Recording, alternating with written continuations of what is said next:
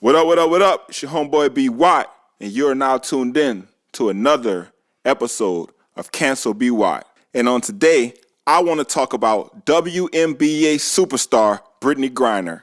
After 294 days in a Russian prison, Brittney Griner has finally been released.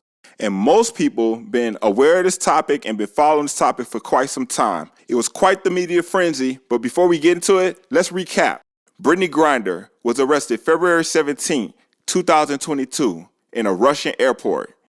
Allegedly, she had a vape cartridge pen containing a small amount of cannabis oil that she brought into the country. As a result, Brittney Griner was sentenced to 9 years in prison.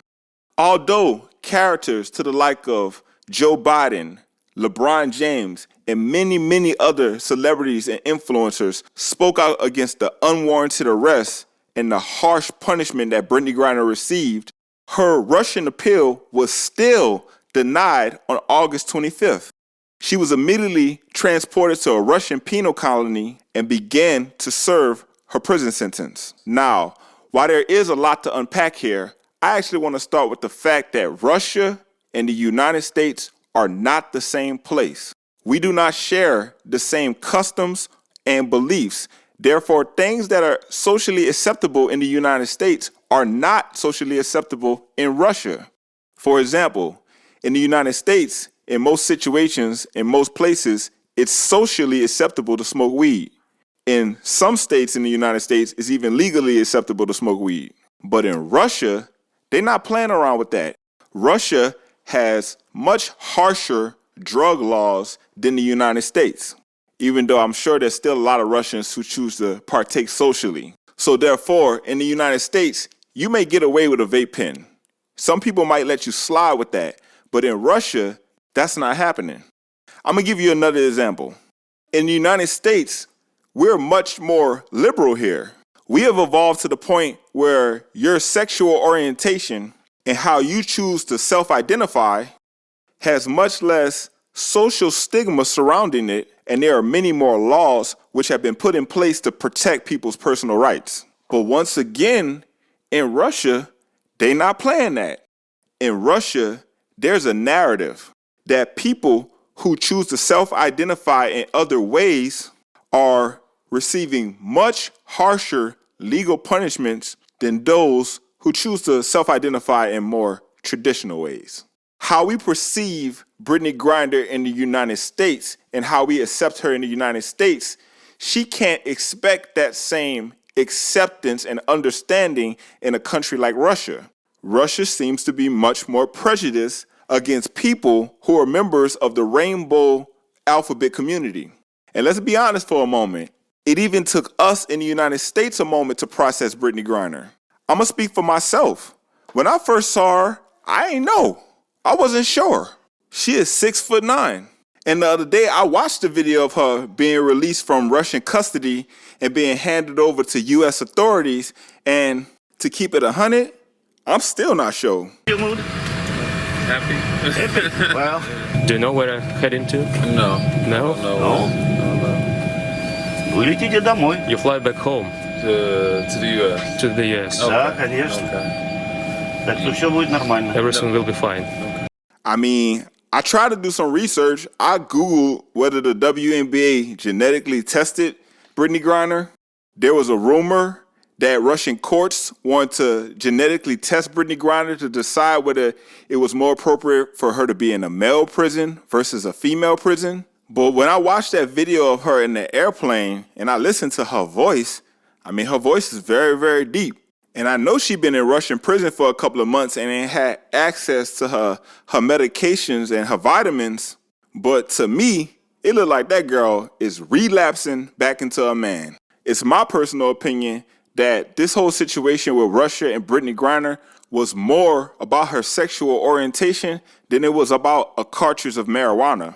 The relationship between Russia and the United States has always been a difficult one. These two countries disagree on a wide variety of topics. And Russia, which has this desire to be seen and respected as a major player on a global scale, usually has no hesitation and no reservation in undermining the United States when the opportunity arises. And in this case with Brittney Griner, the opportunity presented itself. So, after much media and social media pressure from the WNBA, the NBA, the LGBTQ community, the United States was forced to make a deal with Russia, which will result in the release of Brittney Griner and her being returned safely to the United States. And there are many Americans who took exception to the terms of this deal. The United States agreed to trade a convicted arms merchant by the name of Victor Bout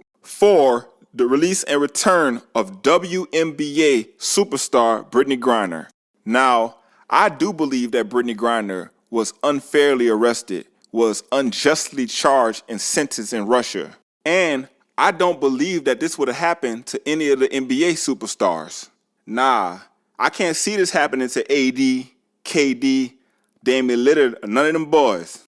But I do not believe that releasing a international arms dealer who has made transactions which have led to the deaths of American people was in any way, shape, or form a fair trade.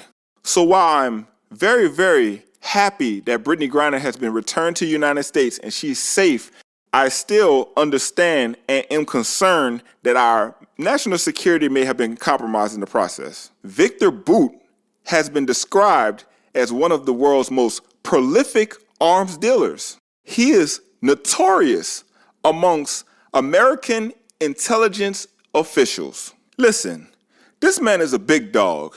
Apparently, back in 1995, they forced down one of his planes in Afghanistan, seized the cargo, imprisoned him and the crew, and Mr. Bout still managed to evade and escape with his entire crew. Mr. Bout is a self-professed American enemy. They even made a movie about this man. This is the guy from Lord of the War with Nicolas Cage. And although Brittney Griner was the 2014 WNBA champion, I know most of y'all didn't know that because we don't watch the WNBA in America. I think that America made a bad deal.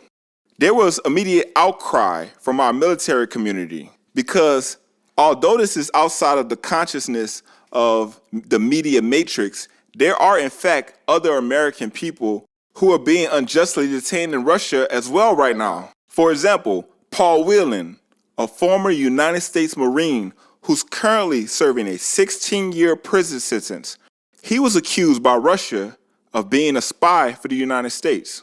There are many people who felt as though our military heroes should have been prioritized over an American athlete. Now, more interestingly to me is the story of Mark Fogel, who is currently serving a 14-year prison sentence in Russia for a small amount of pot. He was prescribed marijuana for medicinal use by his doctor after experiencing chronic pain from numerous injuries and surgeries. He was an American who worked in Russia for many years, similar to Brittney Griner, and upon his return to Russia, he attempted to sneak a half ounce of marijuana in his suitcase. The Fogel family was hopeful that he would too be included in this negotiation between United States and Russia. Although that did not happen, they still graciously supported the release of Brittney Griner. But Mrs. Fogel, his wife, did say that now she does have some regret about how herself as well as the United States handled the situation. She received instructions from the United States not to make too much noise about the situation, to pretty much stay quiet on the matter. In many ways, I feel like members of the WNBA and NBA community received similar instructions. There was a period where supporters of Brittney Griner didn't know if the public statements that they were making were helping or hurting her case. In my opinion, Ms. Fogel has a point. In America, we do value athletes and entertainers more than our military servants, and much more than the common civilian. I'm pretty sure that if Mark Fogel had LeBron James, Steph Curry, Draymond Green speaking on his behalf, then the media could have sensationalized that story, and then maybe he could have been included in the deal.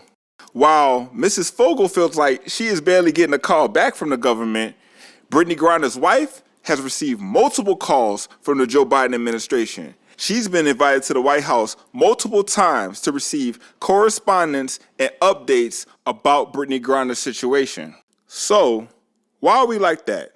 Why do we value athletes, celebrities, and entertainers more than we do our service members and the people who do the real work for our country? So, I am interested to hear what y'all think. Somebody, anybody, share with me your thoughts. Do you think the United States made a good deal? Do you think the Joe Biden administration is being fair and just in their treatment of the families of those who are wrongfully detained in Russia?